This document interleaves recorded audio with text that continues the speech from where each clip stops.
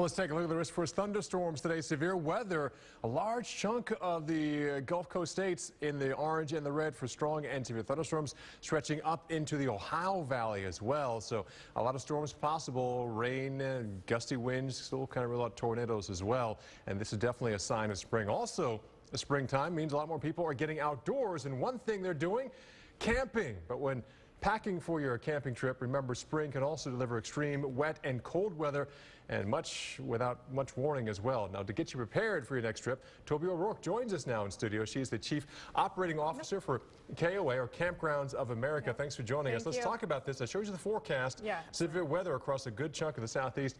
What are things people can do to keep safe if they're out there camping in the wilderness? They don't have a building to go to. You're in tents and you have severe storms coming your way. Right. At KOA, we try to anticipate every scenario. So if you're one of our campgrounds, we've got trained staff that can help in any situation. But I think part of being safe is being comfortable. So make sure you've got plenty of options for clothes. You want to stay dry, particularly with your kids, which I can attest to. So bring lots of extra clothes. If you're in a tent, make sure you got a tarp. Bring fire starter, waterproof matches, things like first aid kits.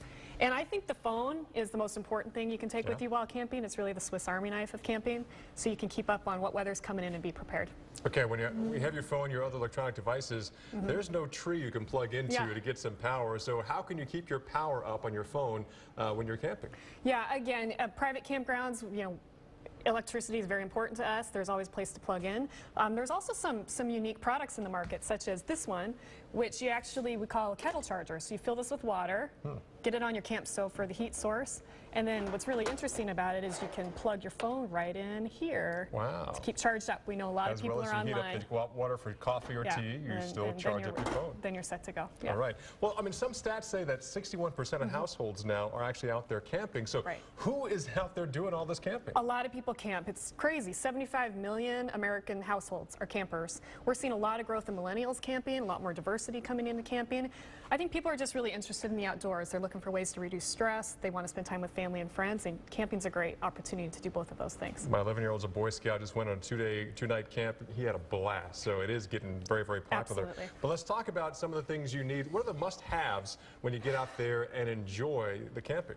Well, lights, I think are important. We were talking safety earlier. You definitely want to make sure you can get around in the dark.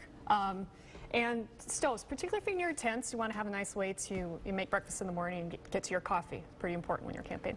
And again, I know we're getting to the more popular months, spring and summer. What about locations? What are the best locations to get out there and do some camping? Well, we have 500 locations across the U.S. and Canada, so people are camping all over North America. We know the national parks are really popular and they fill up fast, so I'd suggest getting your reservations at the parks or at the campgrounds near the parks.